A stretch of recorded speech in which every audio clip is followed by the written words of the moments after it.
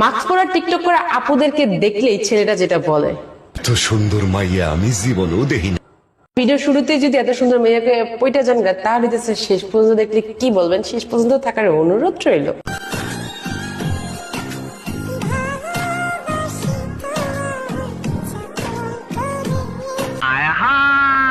মুখে মাস্ক থাকলেই হালাল টিকটকার হওয়া যায়। কি বলেন? তো ওনার কাছ থেকে শিখে নেন কিভাবে হালাল টিকটক করা যায়। এটা কি ধরনের পাগলামি? আর মুখের ভিতরে কিভাবে আইফোন শো করা যায়।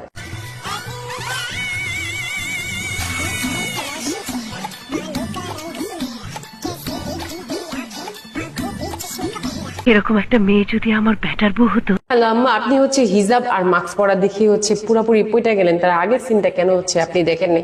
আরে হিজাব আর মাস্ক পরলে কি পবিত্র টিকটকার হওয়া যায়? এটাও কি পসিবল? কি মানুষ রে বাবা!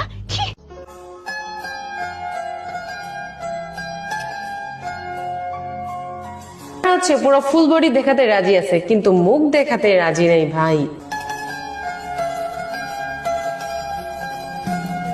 পুরো ফুল বডিকে ওপেন রেখে শুধুমাত্র মুখের ভিতরে মাস্ক লাগিয়ে পবিত্র টিকটকারের রাস্তায় সে হাঁটতেছে।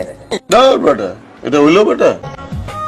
চক্ষু দুইটা কাজল কালো, রূপে ছড়ায় চাঁদের আলো। এর ভিতরে চাঁদের আলো ছড়াইতেছে কি ছড়াইতেছে না সেটা জানি না, বাট ওইখানে যে ফিল্টার ভালো করে ছড়াছড়ি করতেছে, এটা একটু ভালো করে বুঝে গেছি। কেসটা তুমি ধরেই ফেলেছো। আমরা যে ভাই বুদ্ধিমতী মানুষ, আমরা আবার কেসটা কিভাবে ধরবো না?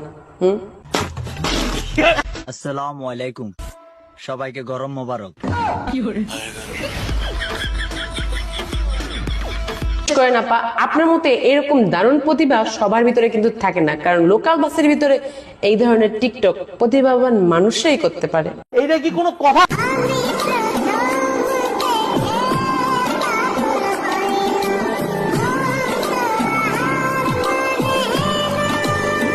যে একেবারে অসুন্দর সেটা মোটেও বলবো না, কিন্তু সেই যেরকম গেটআপ আর ভাব নিয়েছিল, ভেবেছিলাম যে আমাদের নায়িকা পরিমণি হয়তো বা ফেল হয়ে যাবে। ওই দেখ, পরিস্থিতি যেমনই হোক আমার বউকে রানীর মতো করে রাখবো ইনশাআল্লাহ। সুন্দর চেহারা ভালো বা খারাপ এটা নিয়ে কেউ কাউকে কখনো রোস্ট করে না। আমি তার চেহারা নিয়ে রোস্ট করিনি, জাস্ট তার চালচলন নিয়ে রোস্টটা করেছি। আশা করি আপনারা বুঝতে পারবেন। রানীর মতো করে রাখবো ইনশাআল্লাহ।